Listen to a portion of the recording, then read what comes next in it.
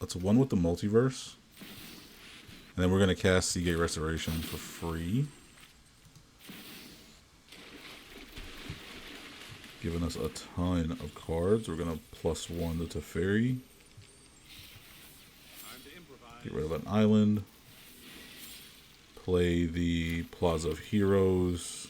Hey guys, what's up? Welcome back to the channel. It's Gnome here, and today we're going to be checking out Hurkyl Master Wizard. At the beginning of your end step, if you cast a non-creature spell this turn, reveal the top 5 cards of your library. For each card type among non-creature spells you cast this turn, you may put a card of that type from among the revealed cards into your hand. So basically, if you cast an artifact spell, then at the beginning of your end step, you look at the top 5 cards of your library. If you see an artifact, you can go get it. And the same is true for all the other card types besides creature spells. And so our deck is really balanced in non-creature spells. 18 instants, 13 sorceries, 15 artifacts. There's only 5 creatures in the deck, but this is basically a control deck. You want to just control the board until you can really start comboing off with the right cards in play. Mass manipulation can really change a game. One with the multiverse can change a game. If you manage to one with the multiverse and then you have a Seagate Restoration with some cards in your hand, that changes the game. You can discontinuity on their upkeep to kind of give you an extra turn. Carnivore Sundering and Time Warp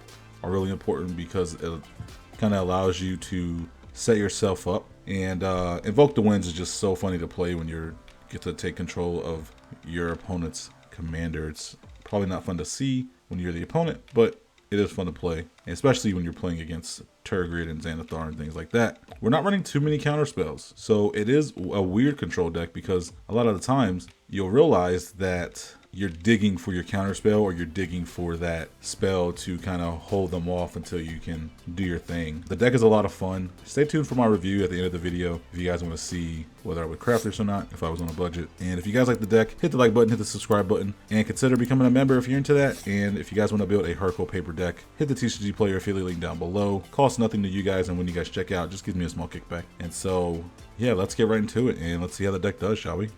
Alright, we go first against Tergrid. I like the Kasmina's Transmutation at this point, and Wizard's Retort. Wash Away is also great. We can counter Tergrid twice with these. But if he has Thoughtseize or anything like that, he knows we have those counter spells just waiting. Hello, friend. I mean, I guess the good thing about our deck is that we don't have that many creatures or things to really play off of the Tergrid, so it's not really that bad. If I'm being honest, we're not gonna play our commander. It's just gonna get removed, and he doesn't want to play anything either. I mean, that's what we want to do. We want to play the long game with this deck. This is kind of like a control deck, combo deck. Once we get the right pieces in place, then we can really take over the game.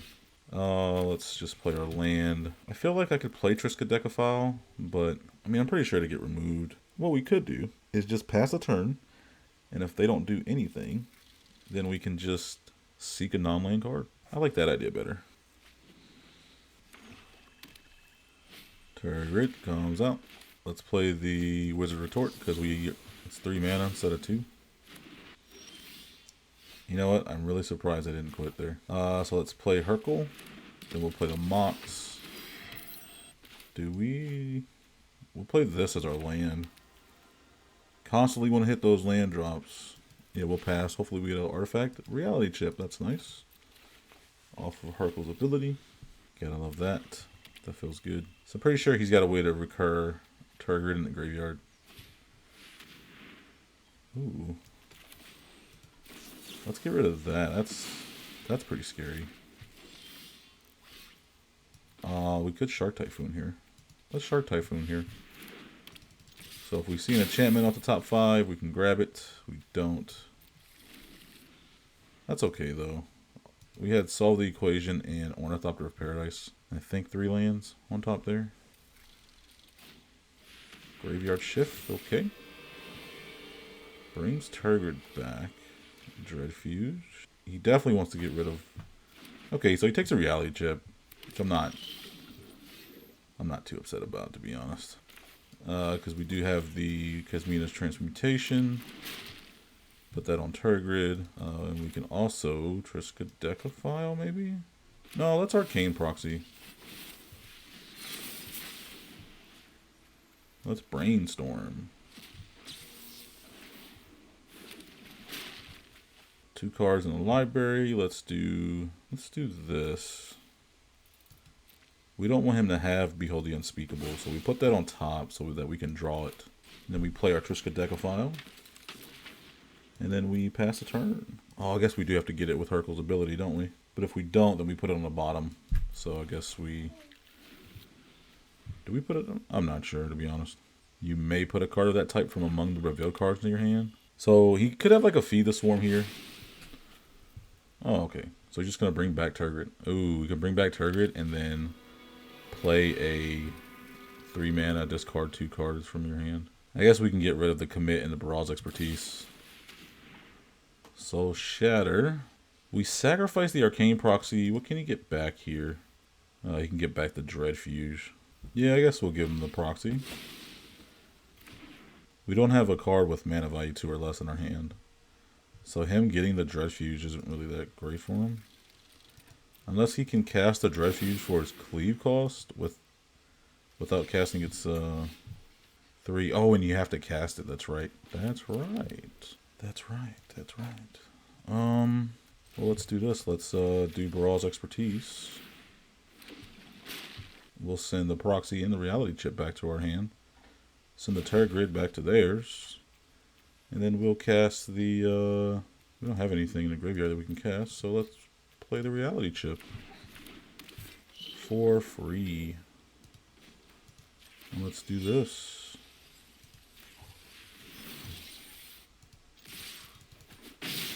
And now, this is where things get really interesting for our opponent. Yeah, so you still put them on the bottom of your library because when you do the ability and you don't have anything to actually get, you still put them on the bottom. So he has 4 cards in here, and 1 is Westgate Regent. And let's play Behold the Unspeakable. Next turn, I'm going to wait to commit the Turgid, because we can commit the Turgid to put it back into his hand. I know this deck seems really annoying, but that is the game plan. Leona's Triumph. Sacrifice a creature. Okay. We'll sacrifice the 1/1.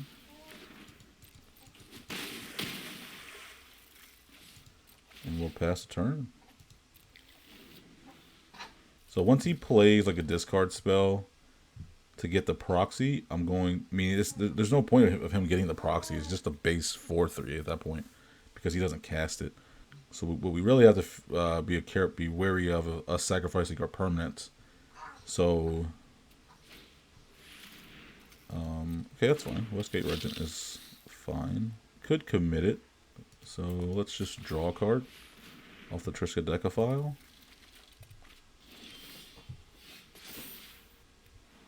We're going to put that on the bottom, the Bank Buster. Let's put the Bank Buster on the bottom as well. Ooh, this continuity is amazing because we basically get an extra turn with that. Let's Midnight Clock. I kind of want to save some mana for discontinuity. So 1, 2, 3, 4, 5, 6, 7, 8. Discontinuity costs 8, so we're going to swing. He has to block these 2 5/5s here, or he dies.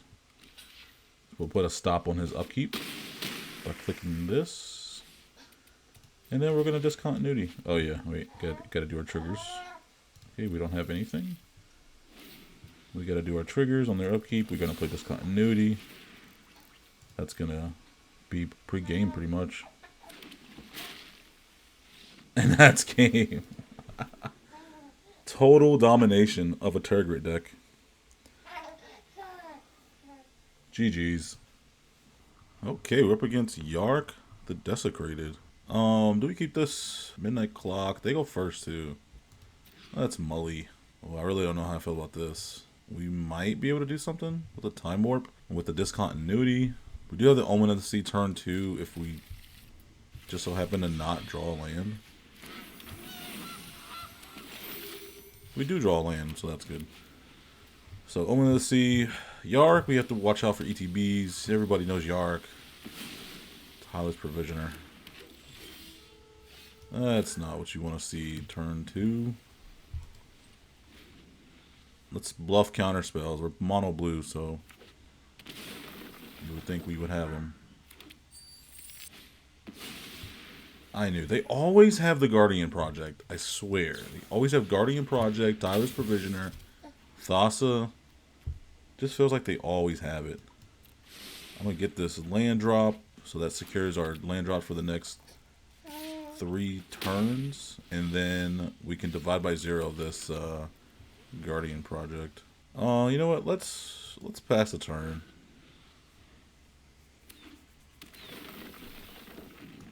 Tyler's Provisioner goes off, and then they're probably going to play Yark here. No? No Yark, just Arcane Signet. We take the 3. And they're just going to hold mana up, so I guess they get a counterspell. They do. Wow. Consider me impressed. Let's play Narset.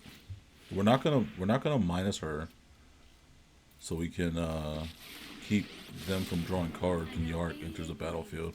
Because once they swing with the Provisioner, Narset will go down to 2. Unless they have a need to extinction. Well, that's pretty annoying, isn't it? They draw a card. They have 2 cards off the Guardian Project. That kind of sucks for us really bad. They get 2 tokens. That's really bad. Urban Utopia. We draw 2 cards. Yeah, we are in trouble. For sure. We can Time Warp. And then we go to... Let's River's Rebuke. Can't do anything. They didn't have no mana up. So now they only have 5 mana. This sets them back a bit. They were getting the upper hand against us. If I was him, I would have played the Guardian Project first and then the Gilded Goose, because he would have drawn a card off the Gilded Goose. But I'm not here to help the Yark deck out. It's not what I'm here to do. Let's... Alright, let's stop on their upkeep. And we're gonna discontinuity on their upkeep. They don't get a draw, we basically get an extra turn. And hopefully we draw into a land so we can play one with the multiverse. Because that's gonna be the card that brings us back here.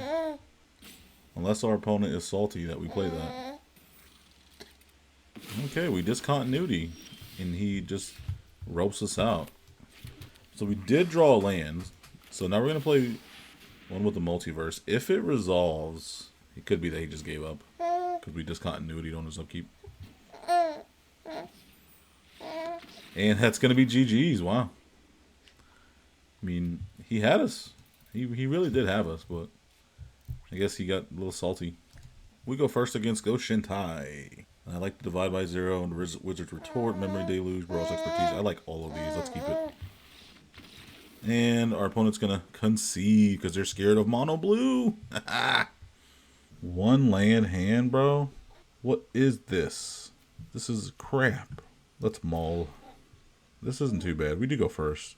But we are up against Vivian, Monsters Advocate. Yeah, let's keep it.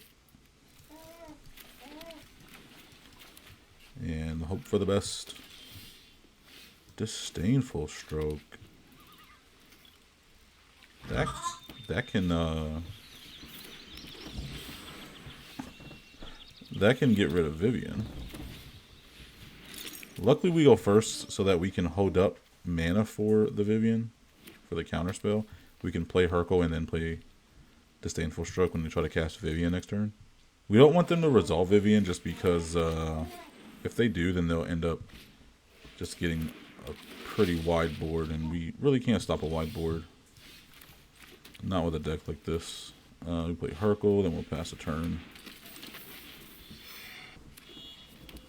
And if you play something else that's really crazy, then we can counter that as well. Pogla. Yeah, let's counter that. That's gonna get rid of all of our artifacts and everything.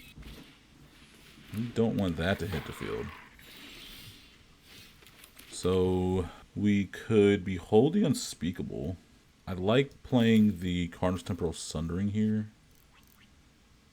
And returning, let's return the Paradise Druid. And we get to dig for a sorcery, and we get one.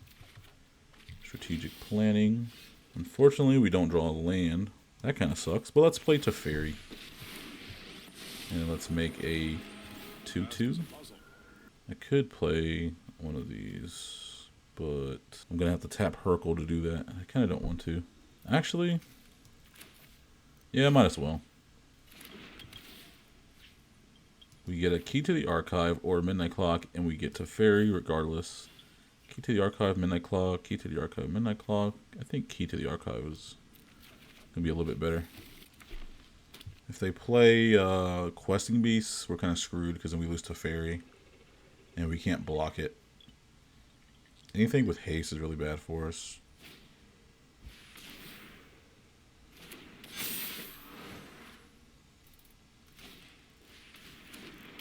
Llanowar Visionary, so it fights the okay, so it fights, so then we still lose the fairy here. I kind of knew that was a bad idea to tap the Hurkyl, but I really wanted to get that mana down. That's okay though. We could key, I could also Behold the Unspeakable. What do I think I want to do here? We could key to the Archive. Let's key to the Archive. See what we get. Time Warp. I like the Time Warp. Putrefy. We could Putrefy. Let's get Time Warp. Let's throw away the Strategic Planning. Let's play the Time Warp. Ooh, Invoke the Winds. And yeah, I guess we'll get Arcane Signet. Swiftfoot Boots. They're not really looking to kill Hurkyl. I could be mistaken though. That's Arcane Signet. And then let's Behold the Unspeakable. I'm also going to Teferi here. Let's draw a card. Witness Protection. That actually might come in handy. Let's get rid of Ask for Toad. I think it's too late in the game to play Ask for Toad now. Ooh, Shark Typhoon or one with the Multiverse. Let's get one with the Multiverse. That's gonna be crazy. Okay, so here comes Vivian. They can only hit the Teferi for one, but we'll just block.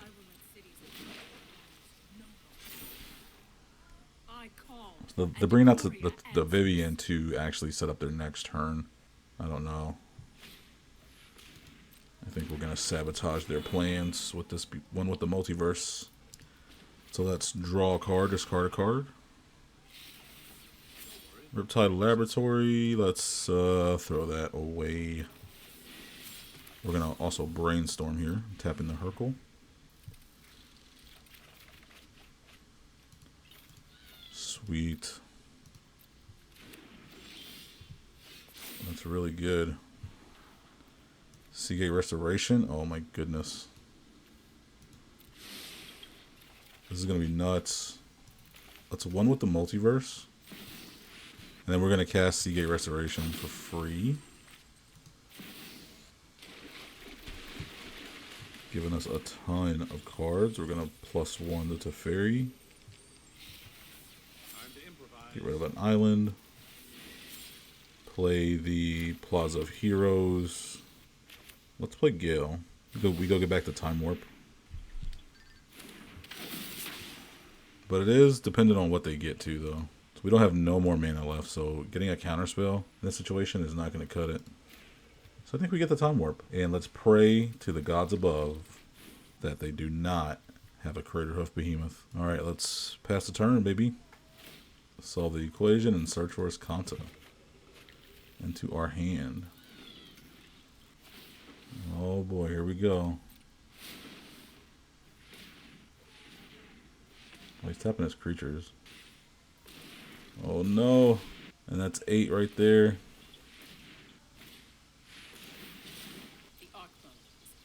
So he goes and gets something for 7 mana. He could have played the Hydra for 9. So he could have had X equals 7 and had 9 and gone and went to fetch the Crater Hoof. Yeah, I think that's what I would have done. Oh, he wants to go get the he wants to kill the Behold one with the multiverse. Okay, that's fair. We can't phase him out because he can just do it at instant speed. So I guess our Teferi's gonna have to die. Well, I guess we could block. I mean, our one with the multiverse is gonna have to die. All right, so we'll block there, and then we're gonna draw and discard. Get rid of an island. Yep. That sucks. Wish we had a stifle effect in our deck. That would be sick. So Behold the Unspeakable is a 13/13. Let's draw a card, discard a card. Discard the Swan Song. Yeah, let's Time Warp. We'll play Blue Sun Zenith. 1, 2, 3. We can play Blue Sun Zenith for 6, I believe. Yes, 6 cards. And we'll pass a turn. Get the commit into our hand. Behold Visions of the Unspeakable is an 18/18. So we swing there. Oh, we have River's Rebuke. Draw a card, discard a card. Get rid of that. Do the River's Rebuke thing. And he can't really stop us next turn. He can play Vivian and put a reach counter, but Visions of the Unspeakable has trample. So even if he plays Vivian next turn and puts a reach counter onto his beast from the Vivian, then we still get through. So he has to straight up destroy the Vision. I think that's going to be game, my friends. You gotta love when they do the Rope of Shame. Okay, so he finally decides to let us play, and then he's just gonna quit. I mean, I knew he was gonna quit. There's no getting away from that. GG's, man, GG's. All right, guys, I hope you enjoyed that. I know I did.